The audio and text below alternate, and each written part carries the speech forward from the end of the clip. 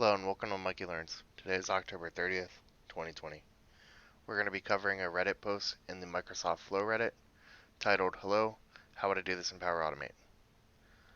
Essentially, the OP wants to create a form and then request that certain people fill out the form. And in the event they don't respond after 3 days, they want to remind them. Then they want to remind them every third day thereafter. They also want to send an email to a admin or coordinator or someone every 10th day, letting them know that the respondent did not submit the form yet. One limitation we're going to have to keep in mind here is that flows can only run for 30 days before they automatically time out. As part of today's solution, there's going to be three major components: a Microsoft form, a SharePoint list, and then flows, three of them in particular. Heading over to the Microsoft form real quick, we've got a basic form here. One thing we're definitely going to need is a form setting turned on where only people in the organization can respond. We're also going to have to require that we record their name. And the reason we're going to do that is because, or the reason we have to do that is because we need to capture the email address. You could ask for an email address and say a text field in the form, but without email validation being a feature of Microsoft Forms, you're likely to encounter issues there.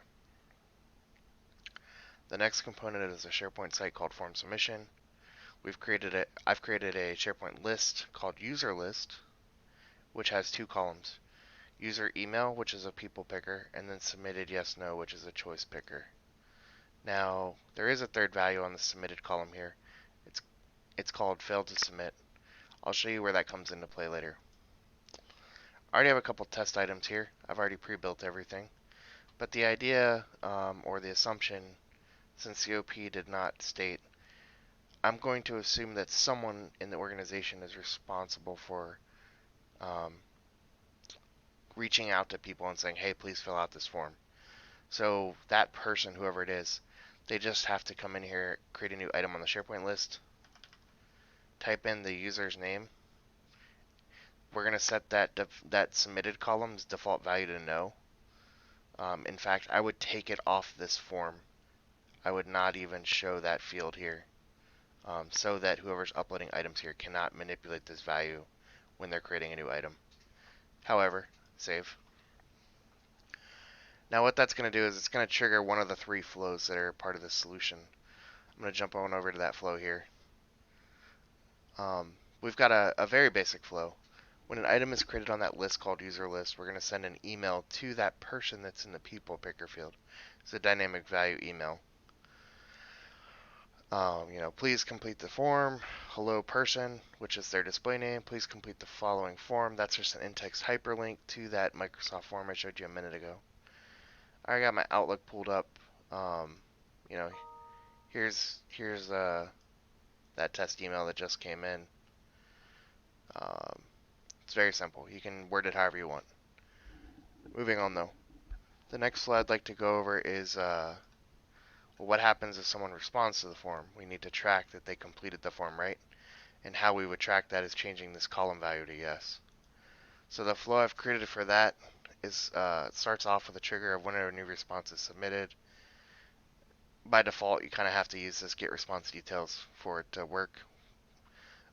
Also, I need this get user profile, and I slap the email address in here from this step here, this action.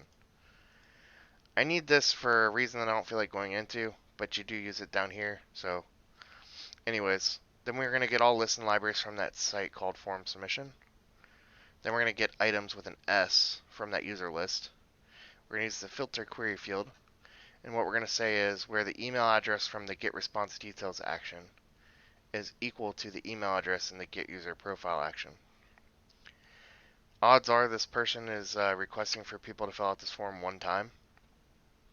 So by flow has to assume that multiple items can be returned because it's a get items. So it slaps all this into and apply to each, which doesn't really matter if it's just one response, so no big deal. What we're going to do though is we're going to update that same item to indicate that they have submitted their form. So we're going to change this value to yes. Down here, this is optional, whatever you want to do down here. Here is just an example. Hey, let's email that person saying thanks for your submission. You could also email the admin or whoever's responsible and say, hey, they filled out a form. Whatever you want to do there. Jumping over to Reddit real quick. So the last component or requirement is the every third day reminder email and the every 10th day reminder to the admin, keeping in mind that 30-day limitation of flow. So we have another flow that starts with the trigger when an item is created on that user list. We're going to initialize a variable, an integer variable. You can call it whatever you want. Starting value 0. And right off the bat, we're going to start with a 1-day delay. How this flow is going to work is we're going to increment a variable by 1 every 1 day. And every day we're going to do a check to see if they responded to the form or not. And if they did not respond, what we're going to do is we're going to check that variable to see if it's a multiplicative of one of those days where we need an alert to go out. Anyways, moving on. So wait 1 day right off the bat. We're going to get that item to refresh the metadata here so we know what the value is in that submitted column field. And what we're going to do is conditional check. Did they submit the form? Yes or no? If yes, we're just going to simply terminate and this flow ends. However, if no, we're going to increment by 1 that variable. My apologies. So this variable's value at this point is now 1, and we're going to enter into this loop. We just determined that the submitted value is equal to no because we went through and incremented by 1 and we entered the loop. So by default, we're going to enter this loop with a variable value of 1, and the loop's condition is not going to be met. So right off the bat, we're going to go through this default column here. We're using a switch case, but we're going to go right through this default column. We're going to increment by 1, so now the value of that variable is 2. We're going to wait another day. Second day, variable count is 2. We're going to get item once again to refresh the metadata of that item. We're going to enter this loop on the second day, asking the question, has the form been submitted? If yes, the loop's condition is met, the flow stops. However, let's assume a no. So on day 2, once again, it's going to go through, if the value is equal to no, it's going to go through this default column, increment by 1, the value becomes 3. Wait 1 day, get item again. When we enter through this loop again, same question, have they submitted, yes or no? If no, we come into the switch case.